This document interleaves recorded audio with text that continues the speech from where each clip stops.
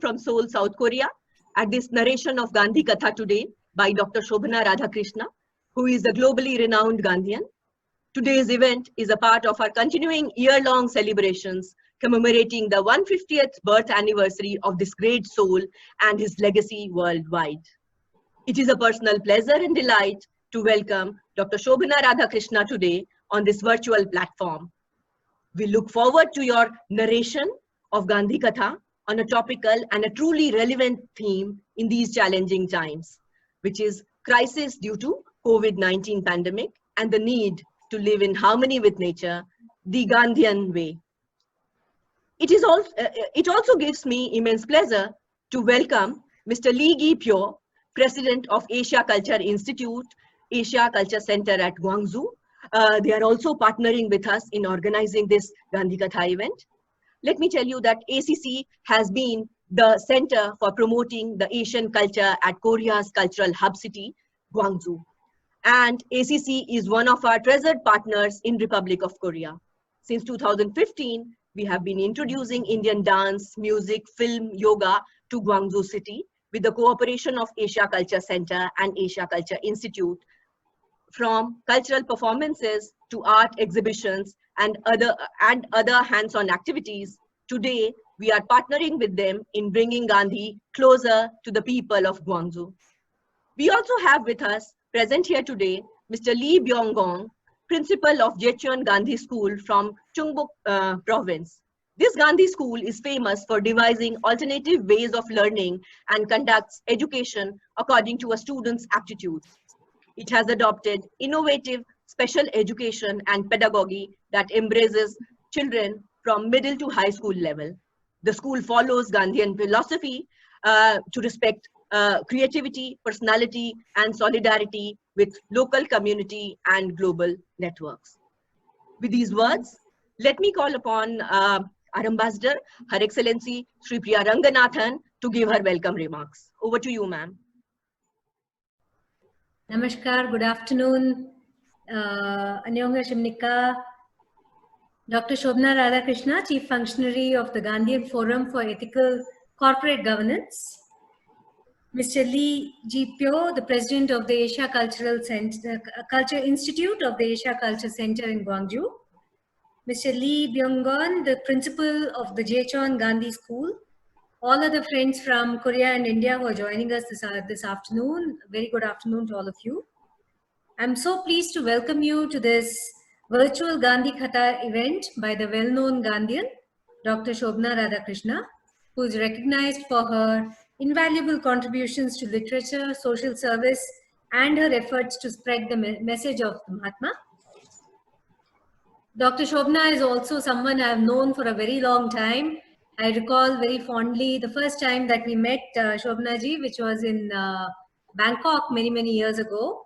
And I think we have been continuing our conversation and our dialogue ever since. Over the past 2 years at the embassy and at the Swami Vivekananda Cultural Center, we have organized a series of events as part of our efforts to celebrate the 150th birth anniversary of our beloved Mahatma. We have co-organized 10 Gandhi lecture series in partnership with the Institute of Indian Studies of HOOPS. And these are being done in various parts of various cities of Korea, in Seoul, in Busan, in Cheongju, in Chuncheon, in Jeju-do, etc. And our aim has been the same, to remind people of the continuing relevance of Gandhiji's thoughts and his philosophy, even in the world that we live in today. We co-organized an international symposium on Gandhiji's 150-year legacies in association with Yonsei University and George Mason University. Shobhana ji herself came to Seoul to deliver a special lecture on Mahatma Gandhi's changing leadership and its connection to contemporary society at the Yonsei University Leadership Center last year. In other activities, we have organized painting competitions. We have worked with the Sodemon district to create the Korea-India Peace Park within the historic Independence Park in Seoul, where we planted 150 plants to honor in a small way the Mahatma, and to highlight the kind of effort and the kind of dedication Gandhiji had towards a sustainable way of life. We also worked in partnership with the mayor of Gimhae to place a statue of Mahatma Gandhi at Yonji Park in Gimhae.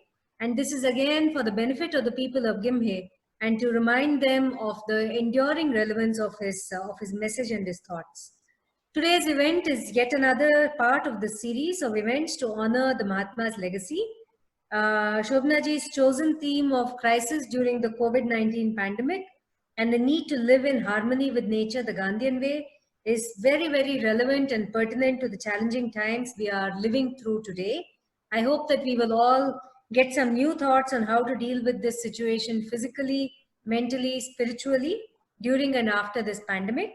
I'm also sure that today's narration of the Gandhi Katha will help us in our efforts to connect the hearts and the minds of the people of India and the people of Korea. I wish us all a very, very enlightening and interesting session. Thank you very much. Kamsahamnida. Thank you, ma'am. Thank you for the welcome remarks. May I now request Mr. Lee Gi-pyo, President of Asia Culture Institute, ACC Gwangju, to give his remarks and share with us about the activities of ACI briefly. 인사말 전해주시죠. 나마스테. 아시아 문화원장 이기표입니다. 오늘 온라인을 통해서 이 간디 이야기 강연을 우리 아시아 문화원과 함께해서 대단히 감사드립니다. 오늘 행사에 참여해 주신 분들께 다시 한번 감사드리고 특히 주한 인도 대사관 대사님 그리고 문화원장님께 다시 한번 감사드립니다. 나마스테. Greetings, this is Gi-pyo Lee, the president of Asia Culture Institute. On behalf of Asia Culture Institute, I'd like to welcome everyone participating in today's event. Especially, I'd like to thank Your Excellency, Ambassador Ranganathan and Director Trivedi for giving us the chance to take part in this event. And thank you, Dr. Shobana, for providing us a very special lecture. Thank you very much for inviting us. Thank you. Thank you. Now I would like to invite Mr. Lee Byung-gon, Principal of Jecheon Gandhi School, to give us his remarks and share with us what this entire Gandhi School is all about. Over to you, Mr. Lee. Hello. I'm a head teacher of the Jecheon Gandhi School in Chungbuk Province in Central Korea. I feel highly honored to be invited to this meaningful online conference. My school was founded in 1997 by Mr. Hee Chang-yang, who was one of the admirers of Gandhiji. Mr. Yang would like to follow Gandhiji's thoughts and practices through alternative educational institutions. Gandhiji's idea of non-violent resistance still has a great meaning to our society because currently our next generation have been suffering from too much competition, living in weakened local communities, and being surrounded by anti-humanistic conditions. Jecheon Gandhi School have excellent opportunities to be learned from Indian Cultural Center in Seoul. My 17 students, they were all 17 years old in 2018, visited the Indian Cultural Center to learn about Gandhiji and Indian culture, which was leading them to the further studies, and they made 6 weeks visiting India project in 2019, last year. They had stayed Varanasi ashram for a week, followed Gandhiji's Salt March trail, even though it was just a day. This project this year, unfortunately, has been hindered by the COVID-19, but I do hope we could do this again if things are getting better someday. The friendship between the two different cultures should be kept in tight. I hope there will be more chance to learn from Gandhiji. Please pay more attention to us to make the world a better place through education. Thank you so much. Thank you, Mr. Lee, for your remarks. And it is really great to know about the kind of work you are doing here and how you are following the philosophy of Gandhiji at this school. We now move over to Dr. Shobhana ji. Let us begin with the narration of Gandhi Katha. But before that, let me briefly introduce Shobhana ji. Shobhana ji, it is an honor for us to have you virtually here with us. And as we have already spoken that she was here last year in Seoul when she delivered a special lecture on Mahatma Gandhi's changing leadership and its connection to contemporary society at Yonsei University Leadership Center, which was attended by over 400 students, followed by another lecture at Busan. Dr. Shobhana Radhakrishna is a globally renowned Gandhian thinker and an activist. She is on a mission to reintroduce Mahatma Gandhi to the people of India and abroad, imbibing Gandhi's values as she grew up in his ashram situated at Sevagram in Wardha. Shobhana ji's focal point is the Gandhian way of life and serving humanity.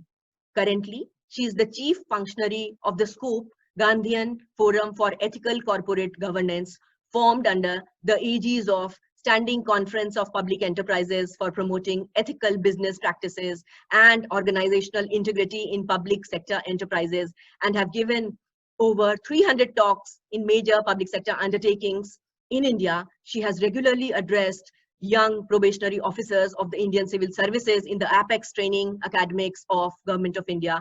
With over 4 decades of experience in social work in development projects in different parts of India, her background of Gandhian constructive work for the development and welfare of underprivileged communities is really commendable.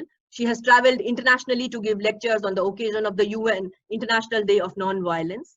As a part of 150th birth anniversary celebration of Mahatma Gandhi, she has delivered lectures and Gandhi Katha in over 32 countries with support from respective Indian missions and Ministry of Culture, Government of India.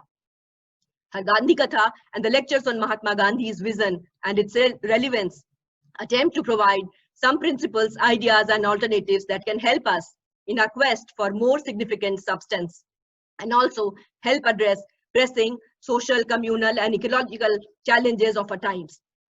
With these words, I now request Dr. Shobhana Radhakrishna to take over. Over to you, ma'am.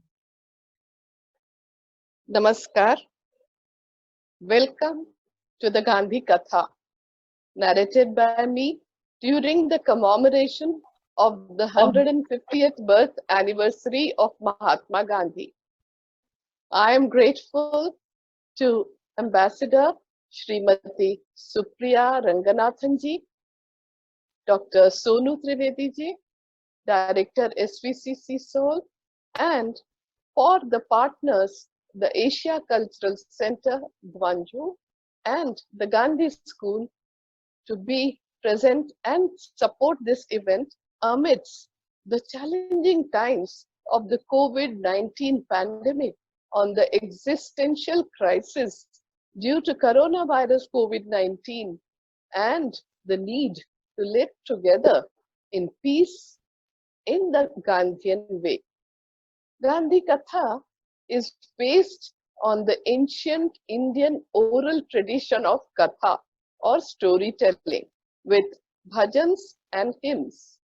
In today's Gandhi Katha, Srimati Swati Bhagat and Shri Deepak Kalra will be singing the bhajans and hymns. The technical support and the PowerPoint presentation are by Dr. Ravi Chopra. The lyrics of the Gandhi Katha Dhun have been composed by late Shri Narayan Desai ji, and I'm very grateful to all of them. Mahatma Gandhi had said that the key to good health is prayer, nature cure, nutritious food, clean water, fresh air, and physical and mental exercise, amongst many other things. In short, during and after the pandemic, we need to invest heavily in preventive measures for self-care and to nurture the not so sick. The lesson the pandemic is teaching us is simple. When one member of the family falls sick, the entire family is affected, and soon the community is affected, the nation is affected, and then other communities in other nations also get affected. The well-being of one individual has an impact on people on the other side of the globe. This is true for every action of ours. What we eat, what we buy, what we think, and what we do has reverberations and repercussions on all life on earth. It is this anubandha, this interconnectedness that sustains all life on earth. We are all in this together as one human family. Whether we choose to see it or not, this is the fact. The current coronavirus COVID-19 pandemic is a wake-up call for every country, big or small, rich or poor, developed or developing. It has opened our eyes to the fragility of the existence of humans. We need to learn from all of you in South Korea who have contained the pandemic so very efficiently. Last year, I visited 33 countries and gave 148 talks and Gandhi Katha. I was in Seoul from 22nd to 26th May 2019, and the Embassy of India organized 2 talks at Yonsei University and Pyeongchang National University in Busan, which were very well received. I made some wonderful new friends. India-South Korea relations have a history of 2000 years, and it was a wonderful chance to reconnect with our brothers and sisters from South Korea. I convey my warm wishes to the people of South Korea who have joined today. We stand in solidarity with you in all our common fight against COVID-19 pandemic. I know that in South Korea, Gandhiji's influence is profound. Wherever people are struggling for deliverance from justice and oppression. During the Park dictatorship in 77, the Korean Gandhi, Ham Seon-hyun, was the leader of the underground workshops. He was a notable figure in the Religious Society of Friends, that is Quaker movement in Korea, and an important Asian voice for human rights and non-violence during the 20th century, despite numerous imprisonments for his convictions. He was a Quaker who concluded that all religions are on a common ground in terms of human beings, a view shared by many Quakers and by Mahatma Gandhi as well. He had said, "I am a man who has been kicked by God, just as a boy kicks a ball in the direction he wants it to go. I have been driven and led by him." Such sentiments were also expressed by Gandhiji when he said that he was nothing but an instrument in God's hands and had to go wherever he led him. Hence, we can see that there are many similarities between Gandhiji and the Korean Gandhi, Ham Seon-hyun. According to my understanding, Mahatma Gandhi's life was an epic of faith and endeavor. His faith was in truth, the ultimate reality of truth, and he endeavored to attain it through non-violence throughout his life till the very last breath.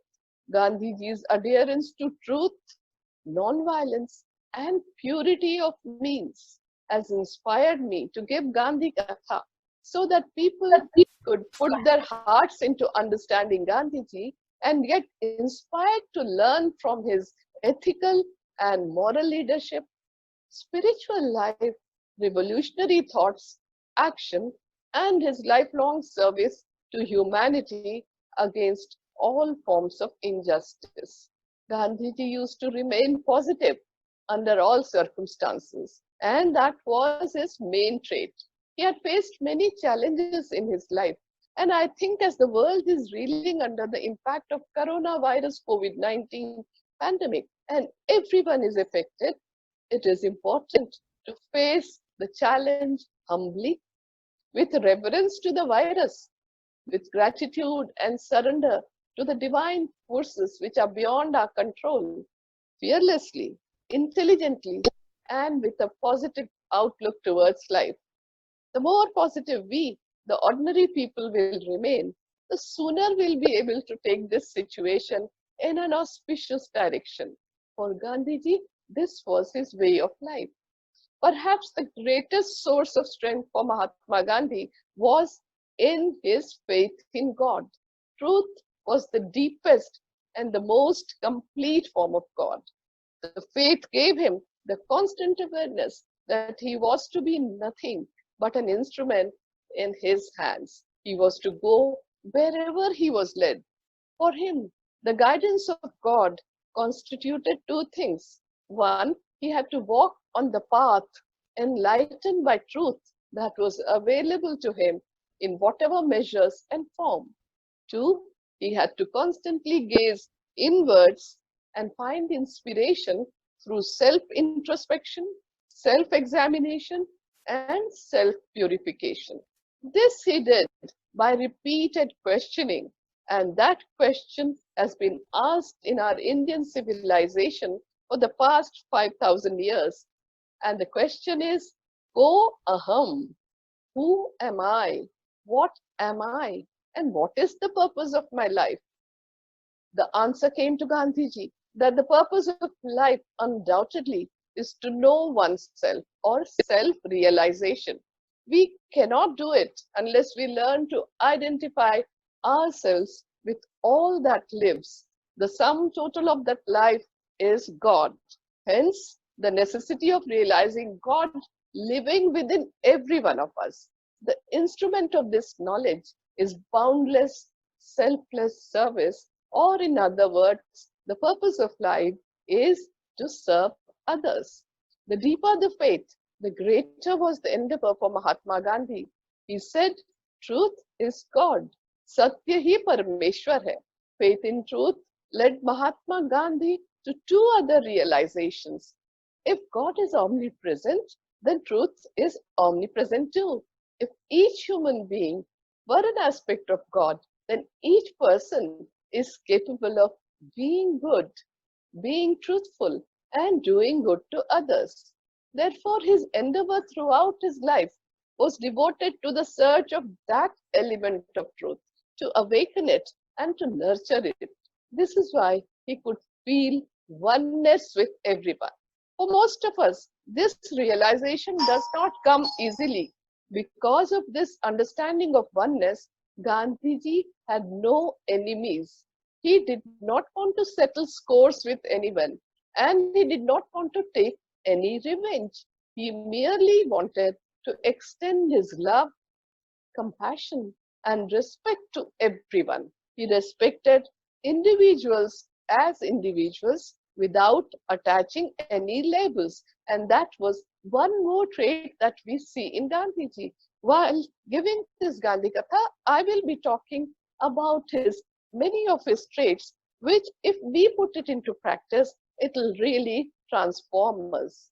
Gandhiji used to begin and end his day with prayers. These were prayers from all the religions of the world. Gandhiji's internal code comprised of the essence of all the religions, one that he had acquired from long study and reflection. The devotional poetry of the same poets that he had heard, sung, and absorbed since childhood made up a significant part of the life of his soul.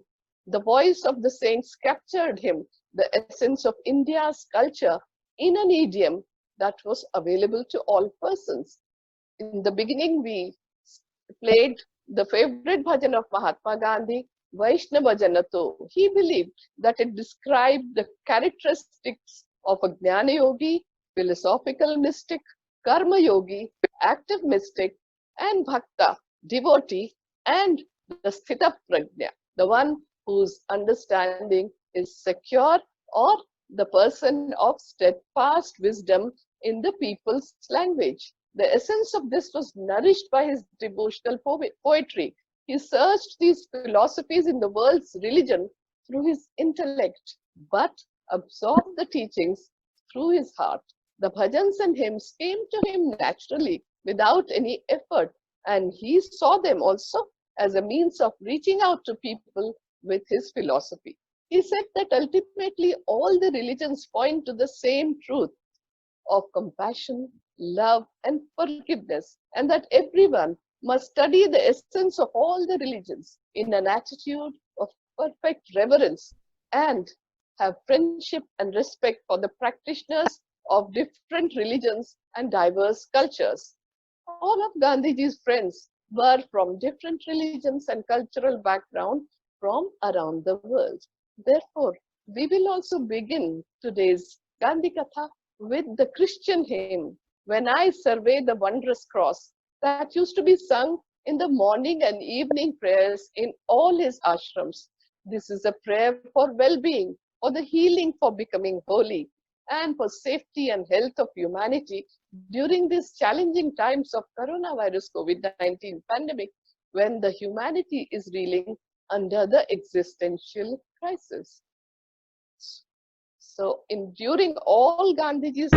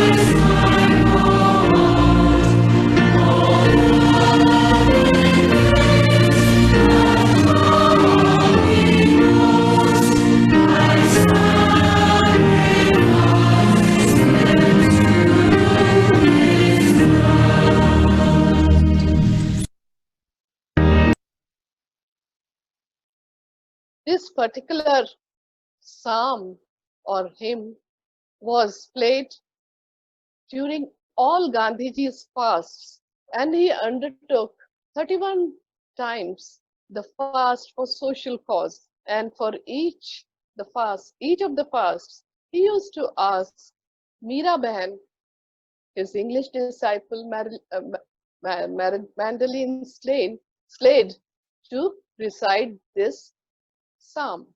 Mahatma Gandhi's message to the world on the vital question of health and well-being is very important.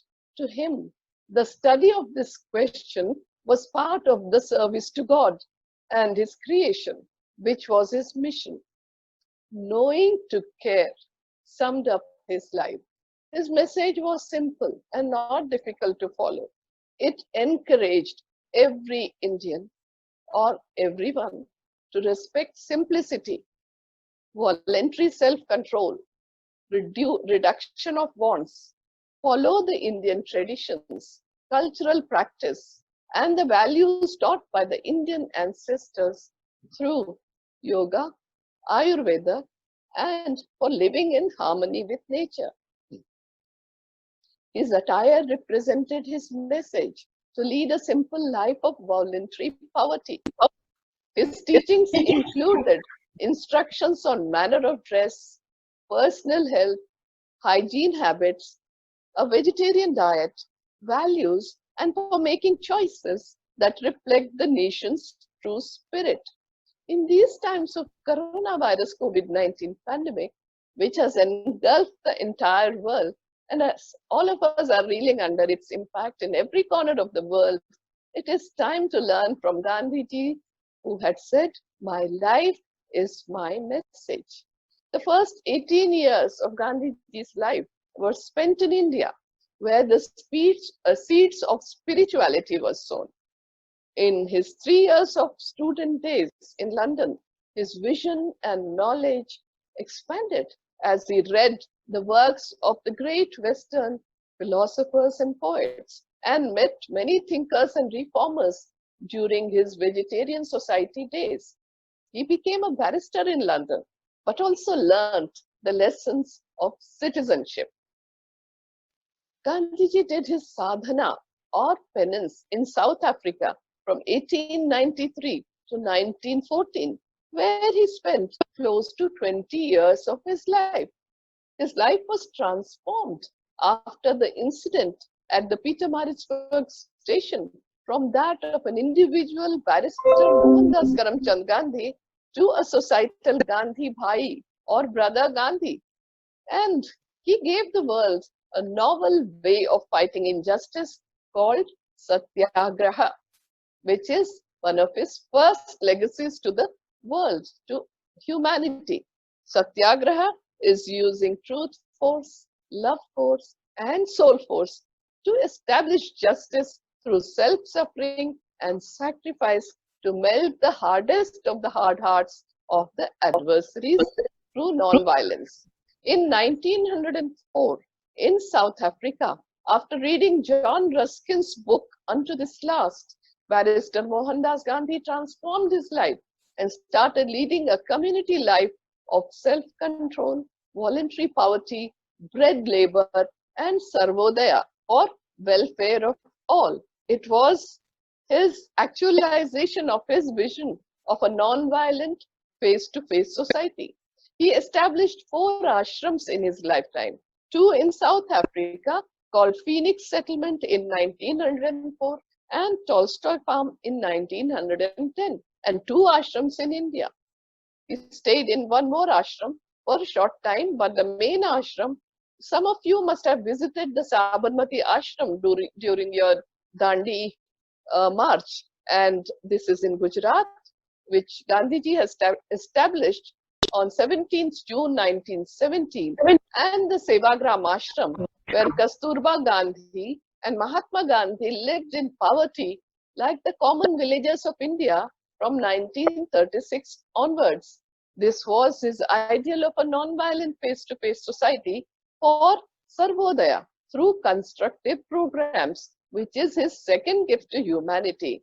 Constructive programs were to prepare India from bottom upwards to participate in the freedom struggle and to establish justice, self-respect, and dignity.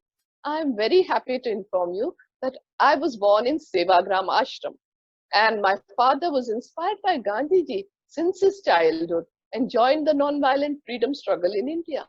He joined the ashram. Both my parents lived in the ashram, and that's where I was born.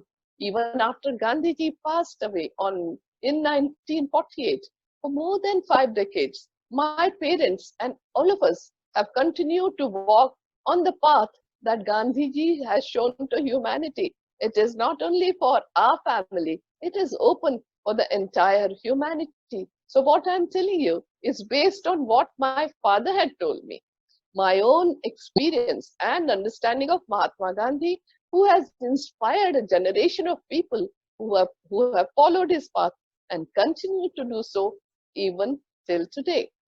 Ashram life was a life of strict routine from 4 a.m. to 9 p.m.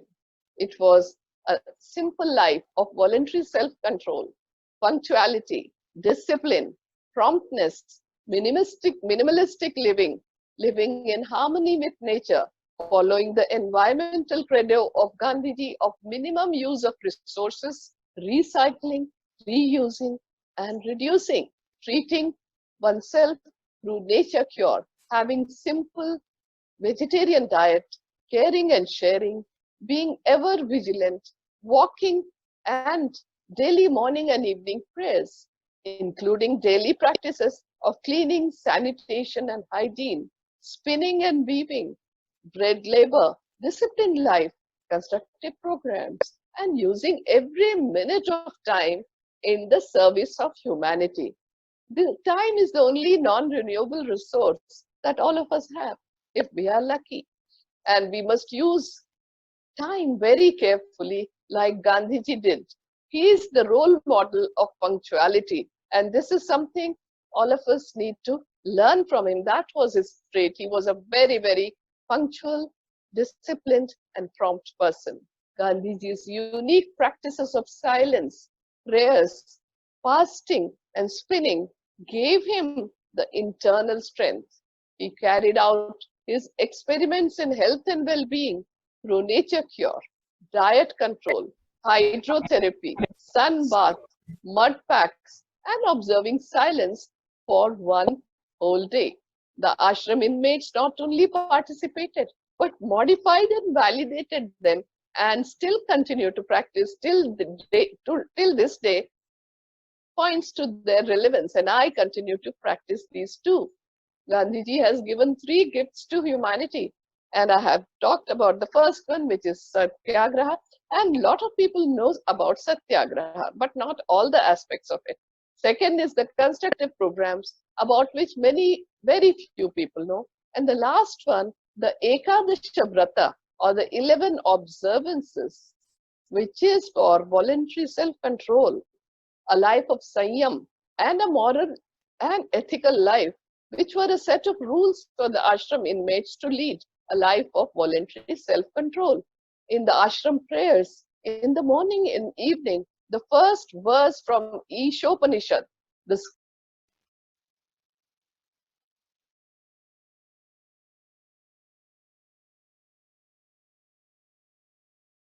Jagatyan Jagat Tena Tyaktena Bhunjitha Ma Gridha Kasya Svidhanam, that everything in this universe belongs to God.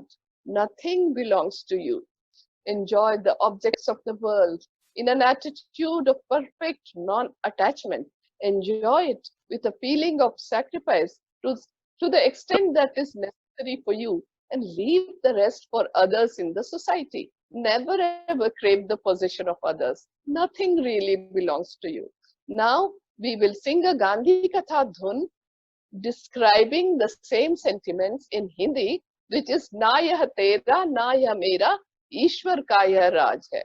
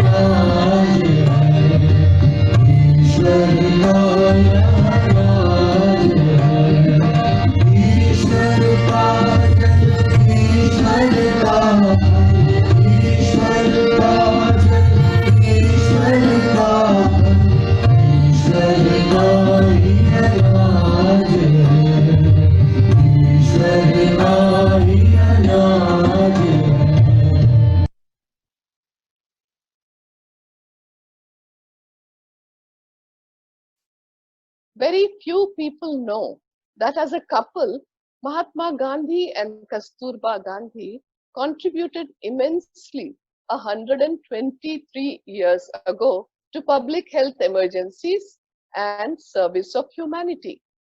Gandhiji wanted to become a doctor from a very young age. His inner calling, or Swadharma, according to the Indian sacred scripture, the Bhagavad Gita, was to serve others. Gandhiji dedicated his life to serving the entire humanity. It started by serving his father in his childhood. In 1896, Barrister Mohandas Gandhi took training in nursing in Cottage Hospital in South Africa and volunteered in taking care of patients. In 1897, he nursed and cared for leprosy patients at home and set up a hospital in Durban with the help of Parsi Rustamji, his friend. During the Second Anglo-Boer War from 1899 to 1902, and in the Zulu uprising of 1906, he set up the Indian Natal Ambulance Corps and served as a stretcher bearer along with the Indian indentured labor and free Indians. In 1904, in the bubonic plague outbreak in Johannesburg, he and Kasturba Gandhi not only rushed to help the patients, quarantined them in an empty godown, and treated them through nature cure. Gandhiji and Kasturba Gandhi, along with their family members, some of them, of course, stayed back in Phoenix settlement, returned to India in 1915 at the age of 45. And I must tell you, this is the 150th birth anniversary of Mahatma Gandhi, but it also happens to be the 150th birth anniversary of Kasturba Gandhi, who was 6 months older than him. So we, the Gandhijan, are celebrating it as Bapu 150, because the contribution Kasturba Gandhi has made to making Mohan into the Mahatma, and for as being the first Satyagrahi, first Indian woman Satyagrahi, is outstanding. So during this outbreak of Spanish influenza pandemic in 1918, Gandhiji and Kasturba opened up the Sabarmati Ashram as the quarantine center, treated and served patients through nature cure, and provided them with a simple diet to boost immunity and maintain physical distancing. Both the couple took care of the families, their physical, mental, and spiritual needs, and gave them accurate information on maintaining social distancing, being positive, and taking care of each other during the most deadliest pandemic, Spanish flu pandemic of the last century.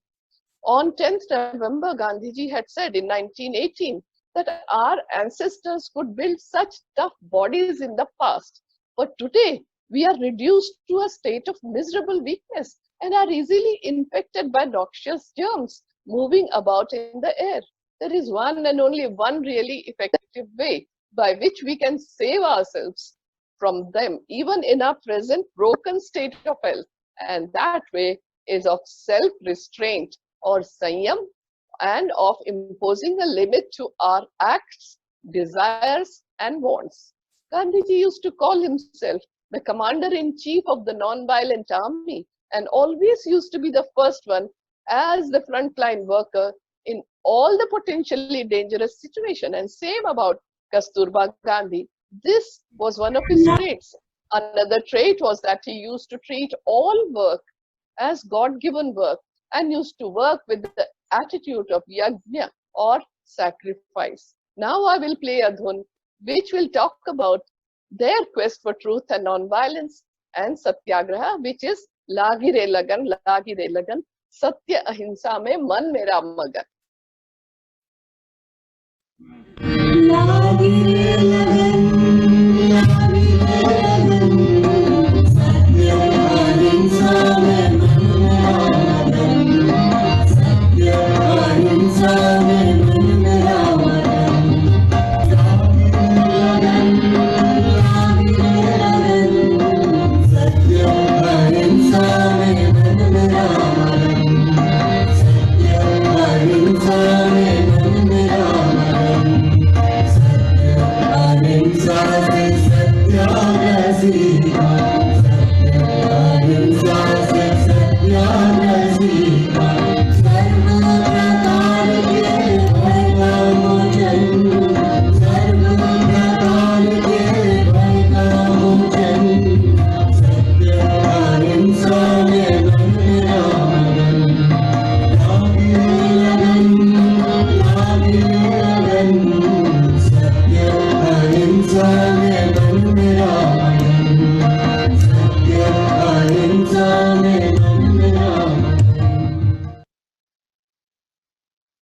Gandhiji was very interested in health and wellness and remained ever vigilant about his own health as well as of others.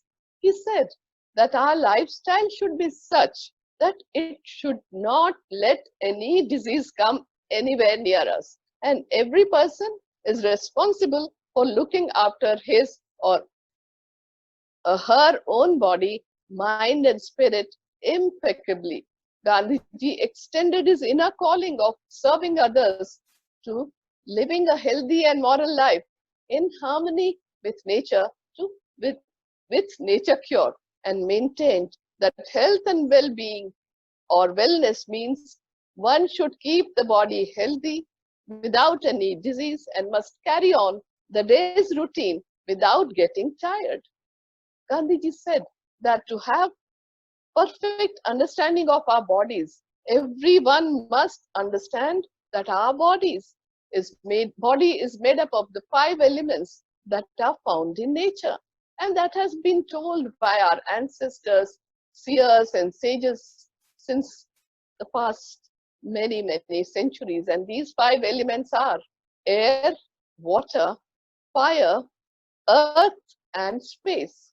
For the wellness of our bodies, the balance and harmony between all these 5 elements is very necessary. Our ancient Indian scriptures also teach us, Mana evam manushyanam karanam bandha mokshayoh bandhaya vishaya saktam muktam nirvishayo smrutah. For man, the mind is the cause of bondage and the mind is the cause of liberation. Mind absorbed in sense objects is the cause of bondage, and the mind detached from the sense objects is the cause of liberation. And this is according to the Amrit Bindu Upanishad, and this is verse 2, which is part of the 5 Amrit Bindu Upanishads from Atharva Veda, which has given us the system of Ayurveda. For Gandhiji, the outside universe was but a reflection of the inside universe. He repeated time and again that the universe is compressed in the atom. There is not one law for the atom and another for the universe. It is not just the eye of the poet that enabled him to see a world in a grain of sand and a heaven in wild flowers. Hold infinity in the palm of your hand and eternity in an hour. But an actual spiritual experience that gave the conviction that the moral principles have no meaning unless they can be made to serve as the guide of conduct in the daily affairs of an individual. The first element is air, which is all pervasive and surrounds us totally. We cannot live without air and will suffocate, and that's what will happen. Gandhiji said that people do not know how to breathe properly, and therefore they should be taught breathing exercises and pranayam, and they must learn to keep the respiratory tracts clean, must sleep in the open air as much as possible, and keep the homes well ventilated. The Sanskrit proverb tells us, Yatha pinde tatha brahmande. You are the universe within the universe. As with the self, so is the universe. What is going on within you is same as what is going on in the universe. From the body-mind perspective, Gandhiji's standpoint was that health is an optimal integration of body, mind, spirit, soul, and environment. Environment is an extended body of self. During the COVID-19 pandemic, enveloping ourselves in the rhythm and forms of nature can be transformative and healing. Ayurveda, the ancient healing tradition of India, recommends spending time in nature every day. Doing so allows us to experience the wonderment of this existence with all our senses. Nature allows us to shift our attention beyond the domain of our ego and to recognize that we are inextricably connected to the universe. There is a nice Vedic expression which says, as is the atom, so is the universe. As is the microcosm, so is the macrocosm. As is the universal body, so is the cosmic body. As is the universal mind, so is the cosmic mind. Yoga and meditation integrates all components of health, and Gandhiji was a strong believer in nature cure, the Ayurveda, and all the Ashtangas of yoga. His experiments with nature cure were always on himself. He also advised his friends and disciples to follow these remedies and treated and cured more than 30,000 patients through nature cure. Gandhiji had immense faith in prayer, meditation, Ramanama, and nature cure. Swadeshi, Swachhata, Seva, and Sarvodaya and spoke from his personal experience. He often quoted a Tamil saying that always remained in his memory, and it means God is the help of the helpless. Describing the essence of all the prayers in January 23rd, 1930, he had said, to seek first the kingdom of heaven and everything will be added unto you. And this was the ashram life. And for the benefit of the readers of the Indian opinion in South Africa, in or around 1906, Gandhiji wrote a few articles under the heading Guide to Health. He was constantly experimenting with his health and diet through nature cures. Since his student days in London, he always said that one should eat not in order to please the palate, but just to keep the body going. When each organ of the sense subserves the body, and through the body, the soul, its special relish disappears. And then alone does it begin in the way nature intended it to. In his speech in Ahmedabad on 1st January 1918, when the whole world was struggling with the Spanish influenza pandemic, he had stressed on the importance of pure air, water, and food for keeping healthy. Gandhiji had clear ideas about the importance of pure air, water, and food almost 101 years ago from today. When Gandhiji was imprisoned in Aga Khan Palace in 1942 during the Quit India movement that he was leading, he wrote the book Key to Health. On 27th August 1942, Gandhiji wrote in the preface that the book was translated into several Indian languages. An English translation also appeared. This reached the West and was translated in several European languages. The result was that the book became the most popular of all his writings. I have never been able to understand the reason for this popularity, Gandhiji said. I had written those articles casually because I was experimenting on them, and I did not attach much importance to them. But perhaps the reason for popularity is to be sought in the fact that I have looked upon the problem of health from a novel point of view, somewhat different from the orthodox methods adopted by doctors and Vaidyas. He said, I'm giving it a new name. It's called Key to Health. Anyone who observes the rule of health mentioned in this book will find that he has got in it a real key to unlock the gates leading him to health. He will not need to knock at the doors of doctors or traditional health practitioners from day to day. Coronavirus COVID-19 is the global pandemic of our times, but Spanish flu remains the deadliest in modern history, killing at least 50 million people and infecting more than 500 million. The 1918 H1N1 virus played a critical role in altering the course of India's history. Just like in the case of coronavirus COVID-19 in 2020, there was no known medicine available to treat Spanish flu either. The world of medical science was in a nascent stage back then. Developing a vaccine against Spanish flu was out of question. The first flu vaccine came on the scene only in 1940. The first antibiotic medicine came in 1928, years after Spanish flu had ravaged the human population.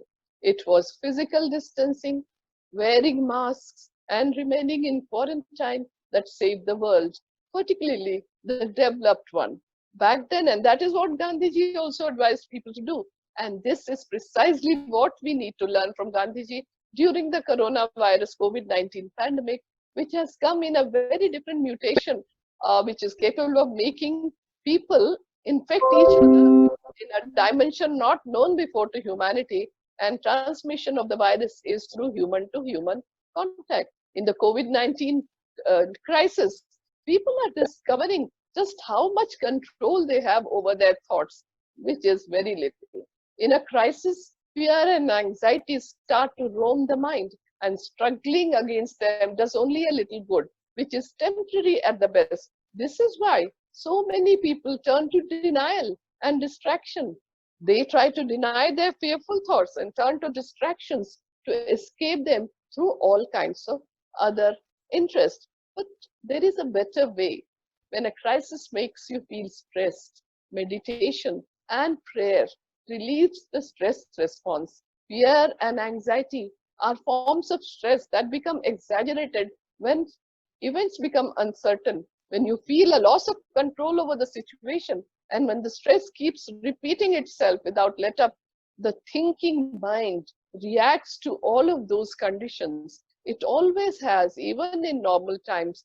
But a crisis brings stress into high relief, making it very capable of lowering the immune system of our body and setting in inflammation in the body. Gandhiji was the first environmentalist, and with his stunning premonition and knowledge, had declared that the earth has enough for man's needs, but not for man's greed. Greed will be the main reason for the environmental degradation and all kinds of pandemics and the ecological crisis he had predicted almost a century ago. Further, he had said, the earth, the air, the land and the water are not an inheritance from our forefathers, but on loan from our children. So we have to hand it over to them as it was handed over to us. Last year on 2nd October, I was invited to deliver the keynote address at the United Nations Regional Office in Vienna and release the stamp brought out by the UN Postal Department with this same quote. Last month, I was diagnosed as COVID positive. I self-cured and healed myself following the healthy crux of Gandhiji's teachings by following a simple life, nature cure, early rising, leading a disciplined life, fasting, frugal vegetarian diet, that is immunity boosting Ayurvedic diet, observing silence, prayer, positive thinking, pranayam, Ashtanga yoga, meditation, swavalamban or self-reliance, compassion, forgiveness, maintaining hygiene, cleanliness and sanitation, and above all, respecting the coronavirus COVID-19 and surrendering to the forces of the universe. This is my first Gandhi Katha after I have self-cured myself. And I wanted to talk about the Gandhian way of self-healing that I have followed since my childhood in the Sevagrah ashram, and which has worked very well even when I became COVID positive. And this is through the practice of the Ekadasha Vrata or the Ashtanga Yoga. The first two limbs are Yama and Niyama, which are rules for personal and social conduct. Gandhiji had introduced these as part of the Ekadasha Vrata or 11 observances in the ashrams. They are not moral injunctions from the place of self-righteousness and morality, but that is the way of life. The rules of personal and social conduct are direct result of our connection with the source of all existence, source of all experience, the source of all knowing, which is ultimately is pure consciousness. The self of the individual and the self of the universe are one and the same. The third limb is asana or yoga postures. Asana usually means steady seat. Yogasanas are actually the seats of awareness. Seats of awareness, including various postures, either sitting, standing, twist and lines, and various movements. In each of these, there is a particular localized awareness, which itself is non-local and infinite. So it means with each asana, we are taking in infinite awareness and localizing it onto a particular experience in the particular location of the body. If we practice yogasana with particular awareness and combine it with pranayama or breathing, then a lot of magic happens. Yogasana stimulates every branch of the vagus nerve. It is the healing of the nervous system, which is part of the sympathetic nervous system in the body. It is the nerves in our body, which is generally geared towards restoring homeostasis or healing.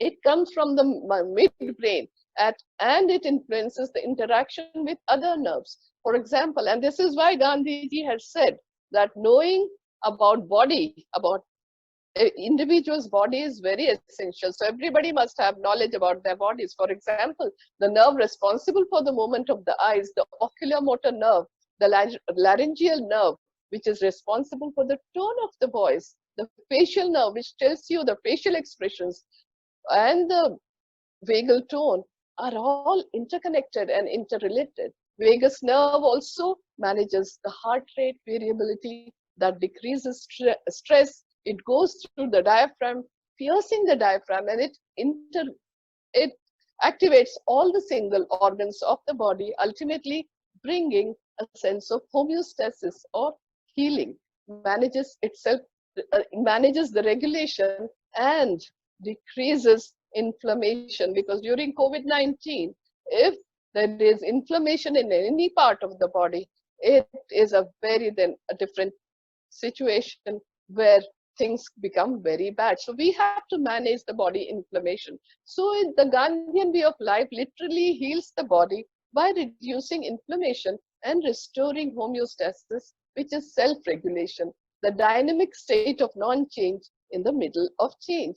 It also increases healing, particularly if one combines it with breathing, focused gaze, awareness, sometimes with the chanting of Ramanama or intonations or chanting of mantra.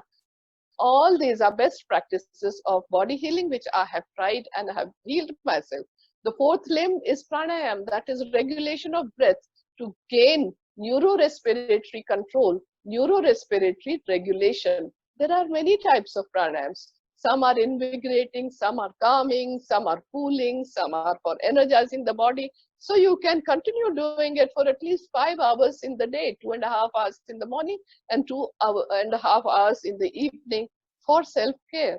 Pranayam combined with asanas also regulate the body healing, and it is all going towards healing. Pratyahara, the direct attention to what is happening in our bodies, is the fourth limb.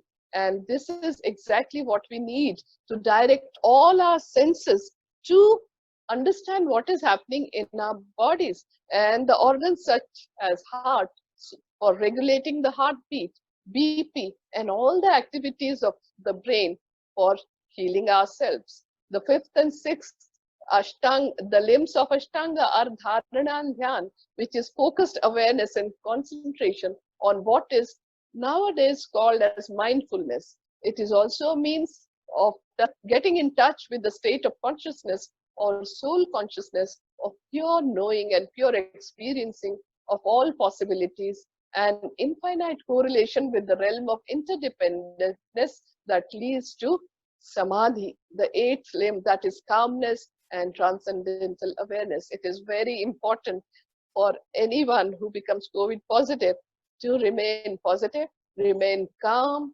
and make sure to surrender to the forces and continue to take care of oneself, as I have done.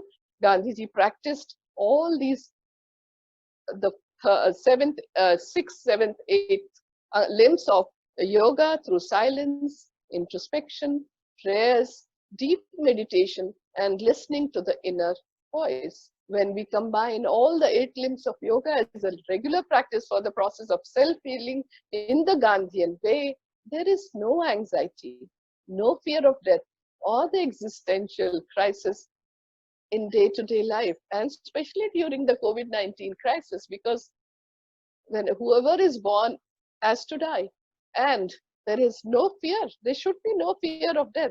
Gandhiji comes across as the greatest wellness guru, the role model who comes free of cost during these times of coronavirus COVID-19 pandemic and forever. So I would like to play one dhun, which is Man Vani Karma Se Satya Hi Tu Bol, Jeevan Mein Mangal Ke Dwar De Tu Khol.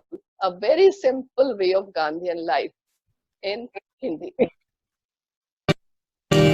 मन वाणी कर्म में सत्य ही तू बोल, मन वाणी कर्म में सत्य ही तू बोल, जीवन में मंगल के द्वार दे तू बोल, जीवन में मंगल के द्वार दे तू बोल, ज्ञान कर्म भक्ति का हो सम्यक विधान, ज्ञान कर्म भक्ति का हो सम्यक विधान, सुंदर का सुमधुर भगवान, सत्य शिव सुंदर का सुमधुर भगवान, मन वाणी कर्म में सत्य ही तू बोल, मन वाणी कर्म में सत्य ही तू बोल, जीवन में मंगल के द्वार दे तू बोल, जीवन में मंगल के द्वार दे तू बोल।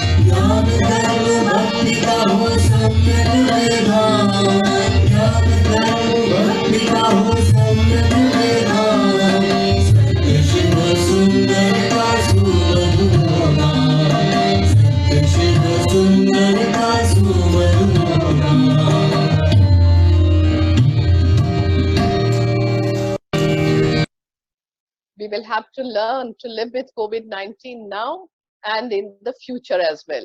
Instead of reinventing a new lifestyle, we just have to get inspired from the life of Mahatma Gandhi by making necessary changes in thoughts, actions, and conduct. We need to learn from Gandhiji's spiritual lifestyle in these times of COVID-19 pandemic for coping up physically, mentally, and spiritually. And that is the future that the coronavirus COVID-19 pandemic is pointing out to us if we observe very carefully. Many lessons are very clear, and some are still surrounding us in uncertainty. This uncertainty is causing mental stress, anxiety, existential crisis, fear of extinction and death, and the mass psychology of living in depression and grief is pointing out towards this fact. We are collectively grieving for the loss of our known lifestyle. However, at a deeper level, it is for the well-being of humans to coexist in harmony with Mother Nature, for our mere existence depends on that. By living with the rhythm of the universe and supporting the nature by taking care of all its creations, we have to understand that we really have to live in harmony. There is no alternative to this lifestyle.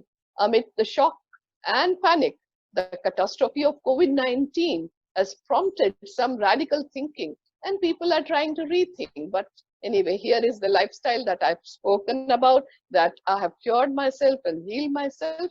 And for all of us, there is no other way than the standard way of prevention and taking care of oneself and others. Community and mutual support is essential, and so is the happiness and welfare of everyone. We have to say no to injustice, intolerance, violence, war, greed, and the urge to control the common resources of the earth, and must live in peace, brotherhood, interdependence, harmony, compassion, and oneness. Any thought or conduct in the opposite direction, the lust for money, wealth, power, and position, is certain to bring self-annihilation.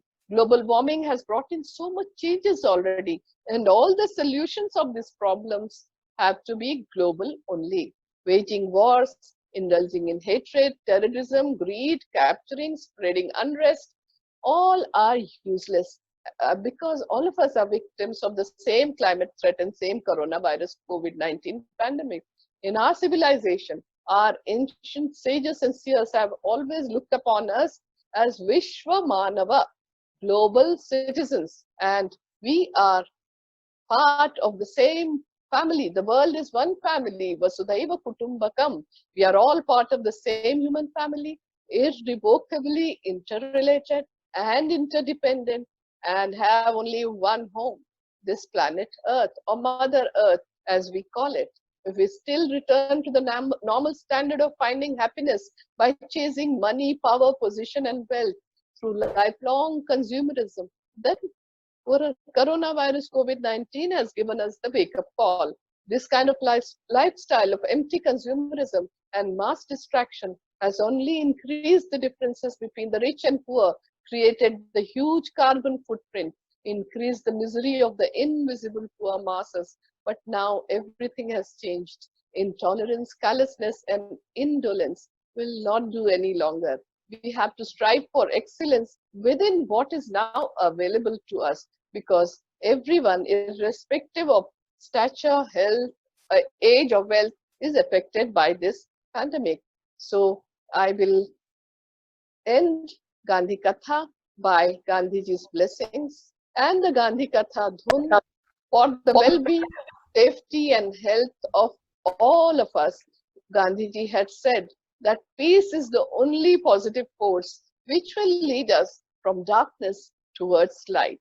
So I once again thank SVCC and the Embassy of India in Seoul and the partners for hosting this Gandhi Katha, this event, which for me is a great occasion to be one with God, to tell the story of Mahatma Gandhi, which makes me feel very happy. So it is again going towards self-healing. So thank you for helping me to heal.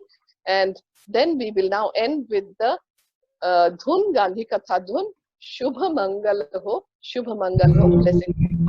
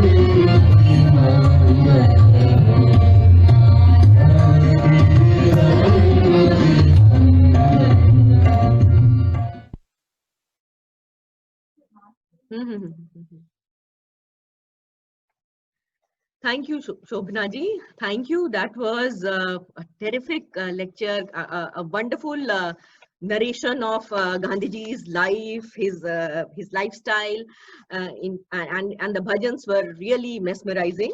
I'm sure the participants who have joined here from Seoul, from India, and from other parts of the world must be really enriched by your story of Gandhiji.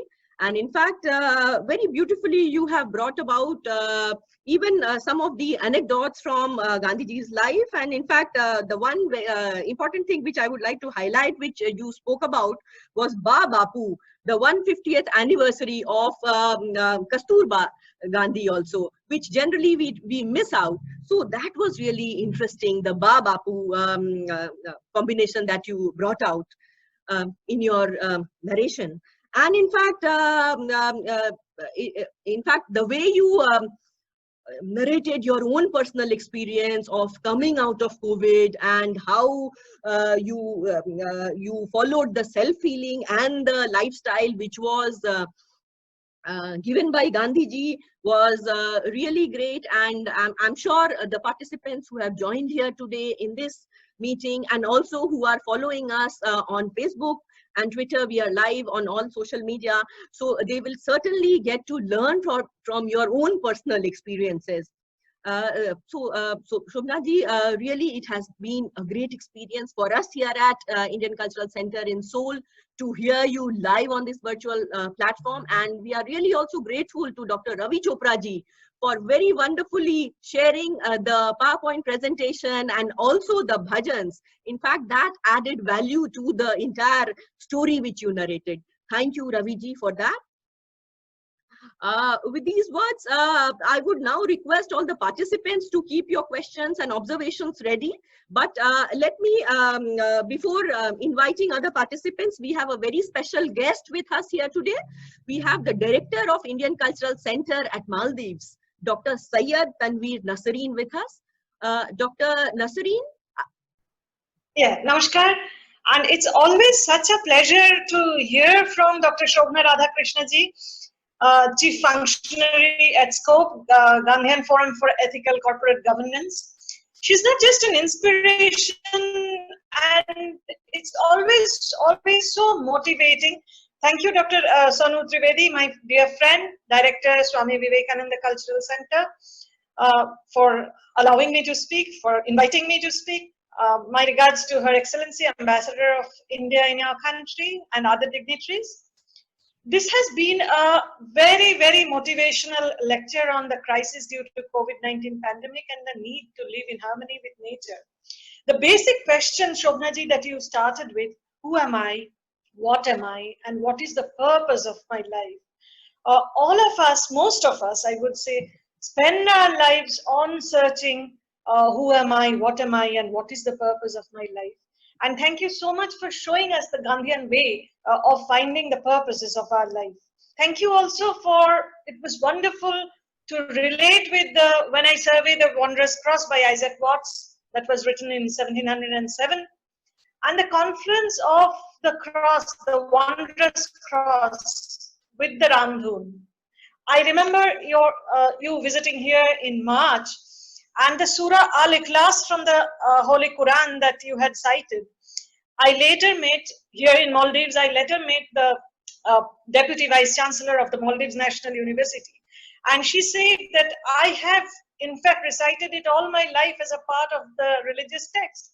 But I had never understood the context that we are actually a global family, and that these are the words that actually rise beyond the confines of a defined institutional religion into a much, much broader humanity. That is the path that Gandhiji had shown us, that path that Gandhiji had shown to the world.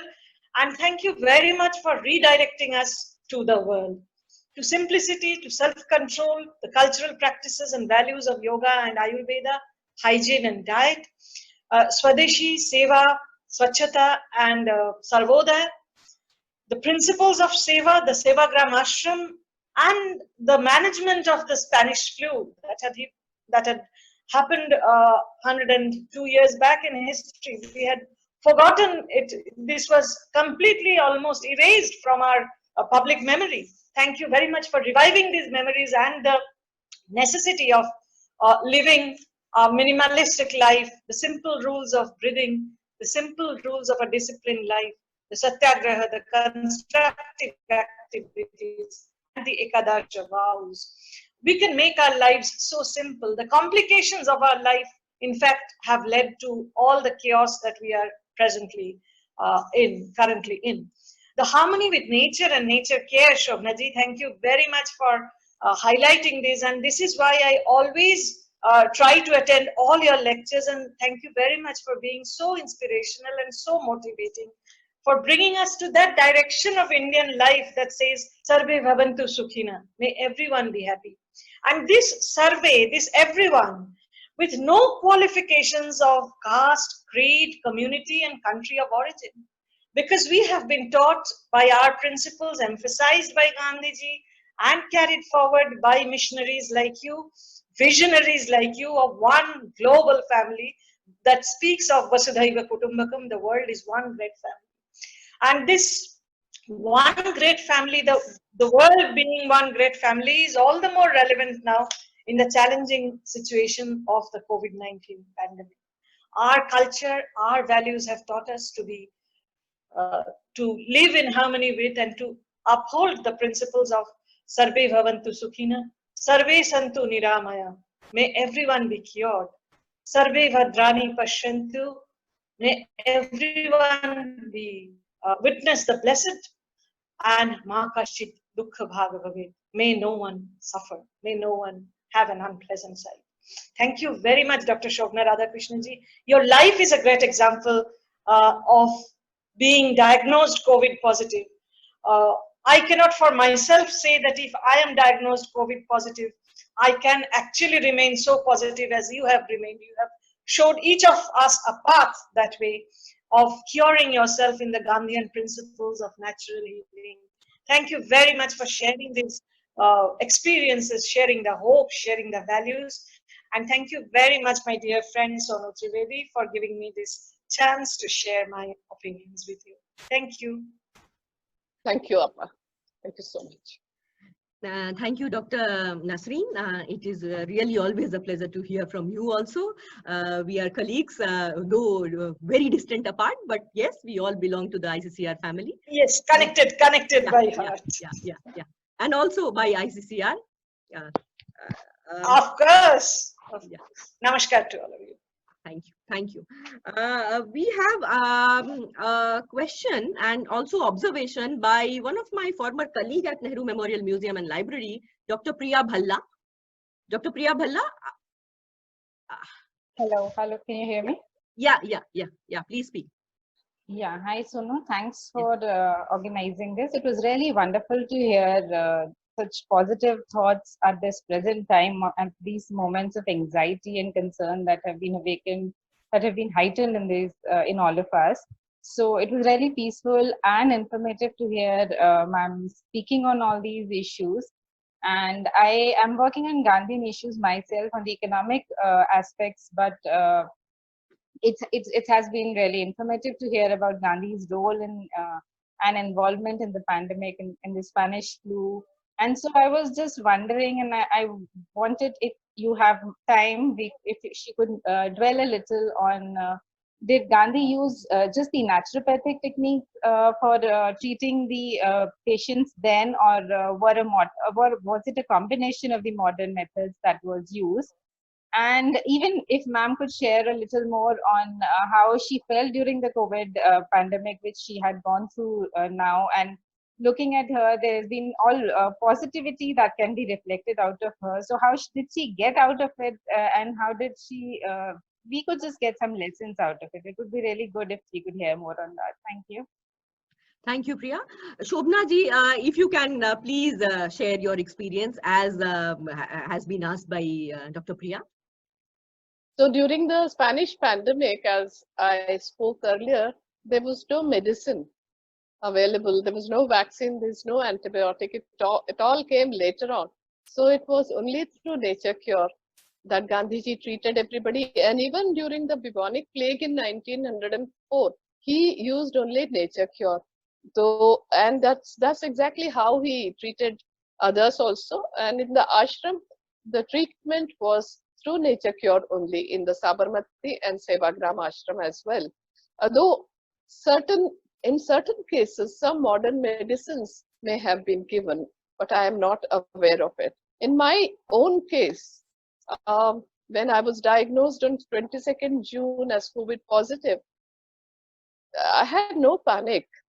I just felt that I have to deal with it now in a way that has been taught by Gandhiji, by highlighting the practices and regularly doing it throughout the day, at least for 5 to 6 hours, by paying more attention to the needs that are there for keeping the respiratory tract clean and keeping the mind calm and having nutritious diet. And of course, since there is no antiviral medicine available, for watching out for any inflammatory diseases in the body and controlling it through diet and Ayurvedic kadha. So a lot of things was also due to the influence of my mother, who has brought me up through nature cure, Ayurveda and homeopathy. But unfortunately, she passed away on 28th of June. So this is my first katha without my mother, who was a great pillar of strength for me throughout my life. And that's why I was feeling a bit sad today to do this katha without her. But her spirit lives on in me. And I dedicate this katha to my mother, who has healed me throughout my life through nature cure, Ayurveda and homeopathy. And that was my natural way of feeling myself. So for everybody there, if you are all diagnosed COVID positive, please be positive. Though you will be positive, you'll be tested positive, but mentally you have to be very peaceful, very positive, and treat it as an opportunity to know yourself better, to make sure that you do not give the control to anybody to heal yourself. That control absolutely lies with us only. I hope I have given enough answer. Yeah, thank you, ma'am. Thanks for the information. Thank you, Shobna ji. In fact, we are extremely sorry to hear about your mother, though we are following you also on Facebook and we were aware, and we truly and fully we share our also deepest condolences and we share our feelings with you. we can truly understand how difficult it would have been for you today to have this Gandhi Katha. It's been hardly around 10 to 12 days. And since this was your first Gandhi Katha without the support of your mother, so we can understand the emotional feeling. But many thanks for coming here on this forum immediately after this great loss. Thank you, Shobna ji. We will quickly take up 2 questions. I see Dr. Hitendra Bargal. He has raised his hand. Dr. Bargal? Namaskar, Sonu ji. My question with Dr. Shobna ji, madam. Talking about holy books like Bhagavad Gita, Holy Quran, Holy Bible, and any more holy books say same thing like non-violence and truth about, but we the people are not following this. What are the reason behind this? One must introspect for the reason.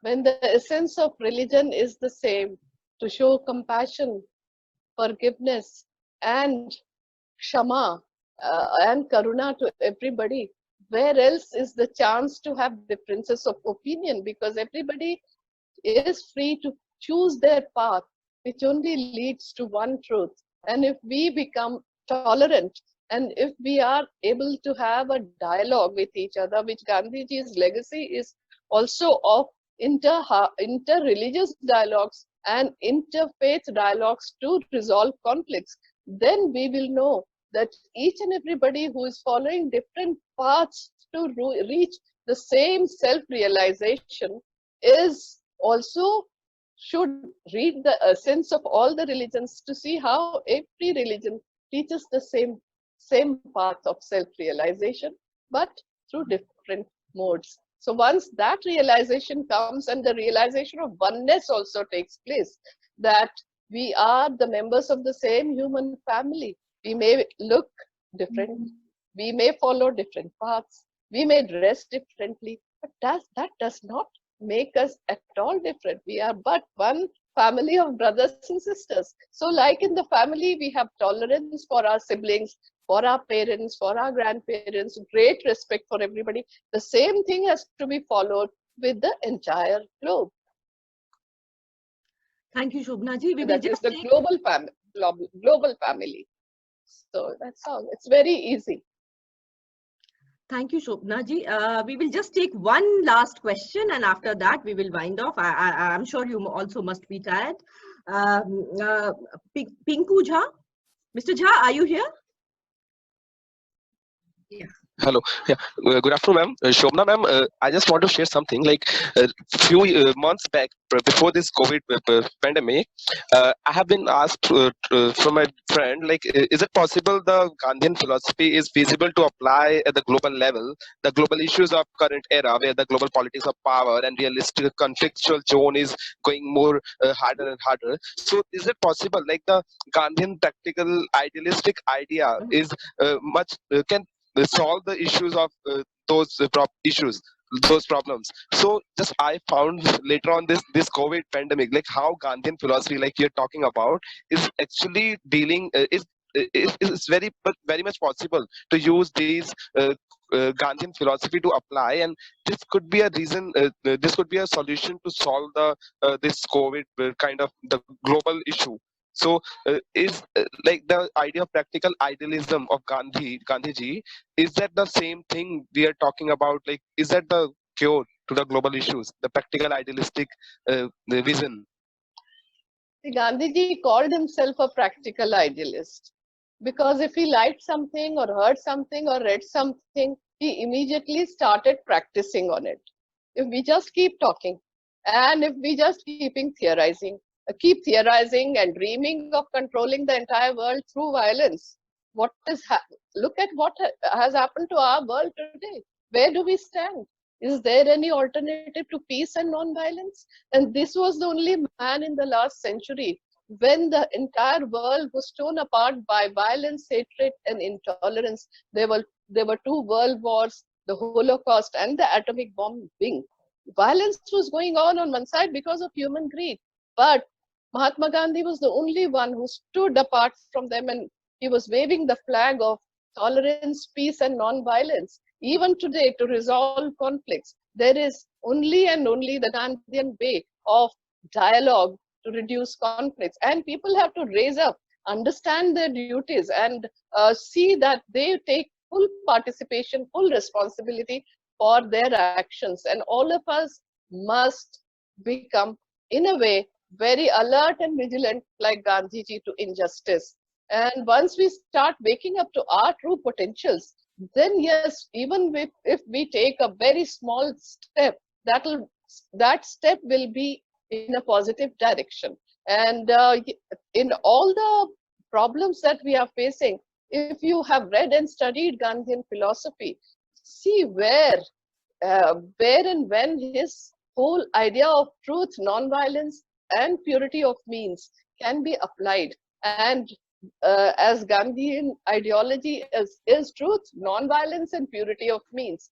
If your goals are pure, your means also have to be pure. If for reaching a goal one uses impure means, the result will be destruction. Because if we are going to go in this path, it will exactly wipe us out. So if we want that the humankind should be wiped out from this universe, the current path that we are following can be followed. But if we want to live in harmony and brotherhood and peace, then we have no option but to reflect on what Gandhiji has demonstrated through his life. The ideals can be the same, but the application of it can change depending on the context. But again, the values, it has to move in the direction of values. So this would be my answer, but I'm also very much keen to hear from the brothers and sisters from South Korea, because now I have seen that only Indians have come up with the questions, and I have gone all over the country, all over the world, and nowhere in the world has anyone spoken about the relevance of Gandhi, because they take it for granted. Gandhi is relevant as an environmentalist. Gandhi is relevant as someone who had inspired so many people to take part in the non-violent movement, and people are already doing that. So people abroad have so much relevance, and after the Salt March, people really became aware of it and changed their lives so much. So I was very happy to see everywhere I have traveled that their respect and relevance for Gandhian lifestyle and Gandhiji, and for minimalistic living, vegetarianism, and all kinds of things that Gandhiji has spoken about, is so very high that they really want to change themselves. So the first step is to change oneself and start acting and behaving and basing our conduct on the Gandhian way of life. First, we need to change, then we can change the world. So thank you so much. Now I'm tired. I will not be able to take any more questions. It's been a long session, and I hope it has been useful, because to me, it is like a satsang. I always benefit spiritually. It's a spiritual progress for me to talk about Gandhiji. But if you have gained anything from it, you are bound to benefit from it. I thank you all very much for your kind presence, for your absolute, the gift of time, which is the only non-renewable gift that you have, resource that all of us have. So I thank you very much for your kind gift of time. And I am very happy today for having done this Gandhi Katha, which has really, really healed me so much today. Thank you so much, and God bless you. Thank you, Shobna ji. It was really enriching to hear from you, your experience, and also about the story of Gandhiji.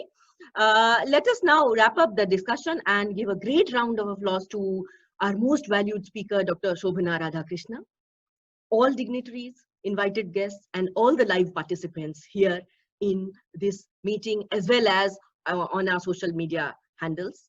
Of course, also to the support provided by the team of Swami Vivekananda Cultural Center and Embassy of India, Seoul, along with the support provided by Asia Culture Institute, ACC at Guangzhou.